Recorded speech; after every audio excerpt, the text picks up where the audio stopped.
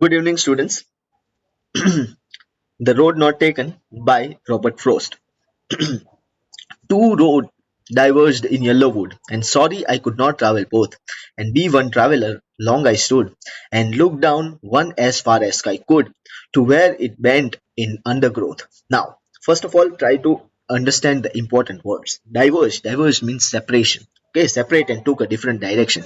Yellowwood, a forest with decomposing leaves. Okay, undergrowth, a dense growth of plants and bushes means the forest. Now try to understand the first para. Once the poet was walking down a road, and then there was a diversion. There were two different paths, and he had to choose one out of them. The poet says that he was one person. He could travel on one road only. He had to choose one out of these two roads. Yellowwood means a forest with leaves which are wearing out, and they have turned yellow in color. A season of autumn pankar. It represents a world which is full of people, where people have been living for many years. They represent people who are older than the poet. The poet kept standing there and looked at the path very carefully as far as he could see it. Before taking the path, he wanted to know how it was. Was it suitable for him or no? He was able to see the path till from where it curved, after which it was covered with trees and was hidden. It happens in our life also. When we have choices, we have alternatives, but we have to choose only one out of them. We take time to think about the pros and cons, advantages and disadvantages, whether it is suitable for us or not, and only then we can take decision on what path we should choose. Now, second para. Then took the other just as fair, and having perhaps the better claim, because it was grassy and wanted wear, though as for that the passing there had warned them really about the same. Now fair यहाँ पे है as good as the other one. Claim means better option. Grassy means unused. Wanted wear means had not been used. Now the explanation of this para. The poet kept on looking at one part for a long time to check if it is the right path for him or not, and then he decided and started walking on another path because he felt that both the paths were equally good. He says just as so he felt that both the paths were equally good and started walking on one of them. He adds that maybe he felt that the path was better for him, so he chooses it, and as it has grass on it, which means that it was unused. Not many people had walked on this path earlier. That is why this path was grassy, and wanted wear means it was not walked over by many people. After he walked on path for some distance, he realized that both the path had been worn out the same way. Both the paths were similar and worn out. Even in our life, we take path or option, but all of them have same benefits, disadvantages, problems, challenges, and we must face them. We think that we are choosing a better option, but it is not the way. Now the third stanza. And both that morning equally lay in the leaves, no step had trodden back. Oh, I kept the first for another day, yet knowing how way leads onto the way, I doubted if I should ever come back. Okay, now trodden का meaning होता है walk over. ठीक है, trodden means walked over. The poet says that both the paths were similar that morning. Both had leaves on them, and no one has stepped on them, as they were still green in color. He decided that day he would take one path and keep the other path for another day. Although he knew that one way leads on another way, he knew that he could not go back onto the choices that he had made. Similarly, even in our life, once we choose an option, we must keep on moving ahead, and with that option, we never get a chance to come back and take the other option we had left earlier. The last stanza, I shall be telling this with a shy, somewhere ages and ages hence.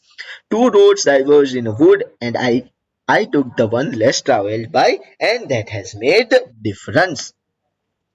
Sorry, all difference. Now what is shy? Shy means deep breath. Hence here means here in future. He said that in future he will take a deep breath and say that once upon a time he had reached such a point in life that there were two options for him, and he traveled on that road which had been traveled upon by lesser number of people. That decision of his decided his future. Similarly, in future, when you grow up, then you will say that once upon a time when you were young, you had two options. The choices that you made you what you became of it. This is very strong message for all the students, that you should be wise and be very careful while making choice out of options that you have in your life, because your future depends on the choice that you make today.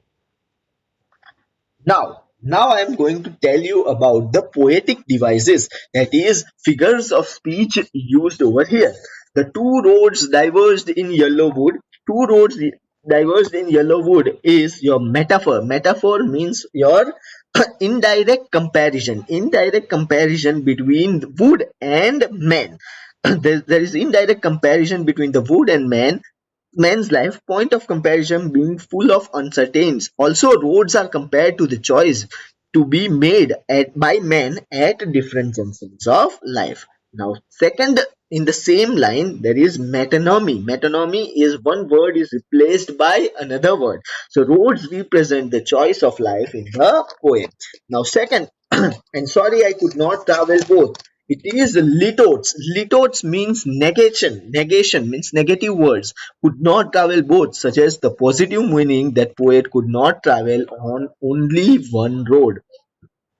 And be one traveler long I stood, and looked down one as far as I could. Now this is internal rhyme. Rhyming words like stood and could are repeated, and repetition word, the poetic device repetition is used by word one.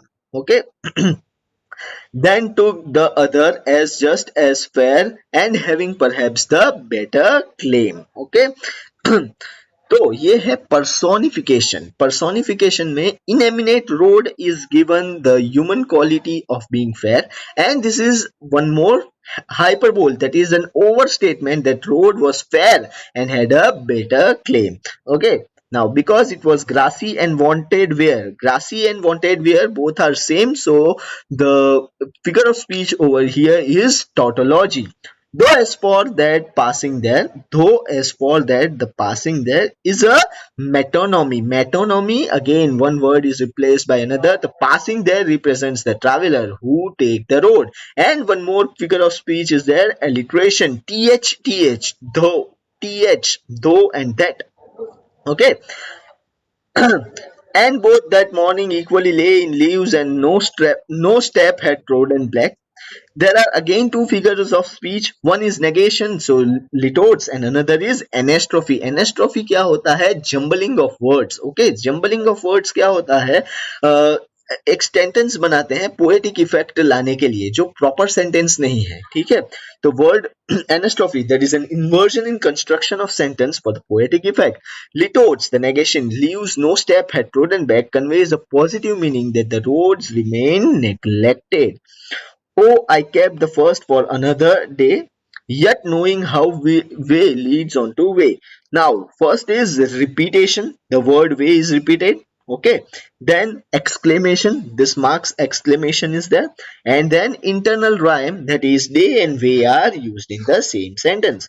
I shall be telling this with a sigh. With a shy. Shy is onomatopoeia. One kind of noise, one kind of any noise, any sound that is suggested. That is then that poetic device is known as onomatopoeia. Somewhere ages and edges hence. Now again two words, similar words are repeated, then this is a repetition. I took the less traveled by, and that has made all the difference.